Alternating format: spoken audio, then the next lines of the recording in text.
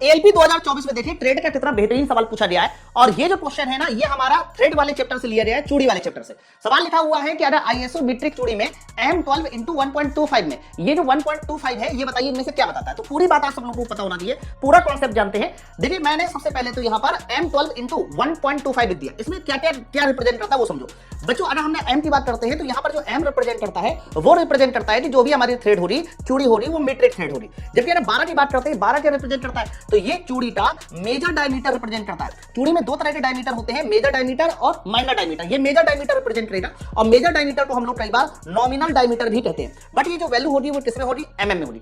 आगे जो 1.25 लिखा है, 1.25 का मतलब होता है कि ये हमारे चूड़ी की पिच होगी।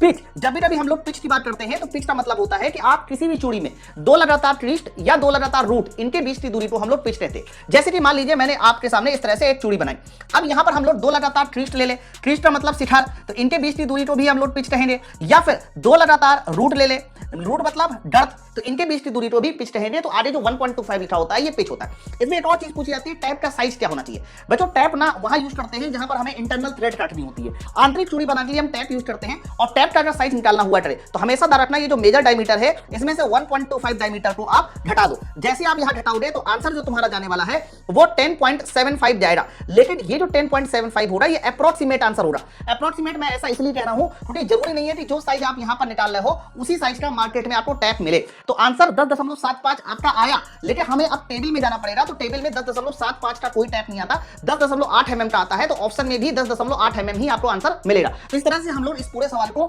सॉल्व करते हैं। कैसा लगा कॉन्सेप्ट नीचे मुझे कमेंट सेक्शन में जरूर बताएं। और ऐसे बेहतरीन कॉन्सेप्ट के लिए, जबरदस्त थ्योरी के लिए, चाहे फिटर टर्नर मशीनिस्ट किसी भी तरह की थ्योरी हो, उसके लिए माई पाठशाला एप्लीकेशन पे आप मेरा ट्रेड स्पेशल बैच जरूर ज्वाइन कर सकते हैं। ट्रेड स्पेशल बैच ज्वाइन करने के लिए आप लोग इस नंबर पे कॉल भी कर सकते हैं।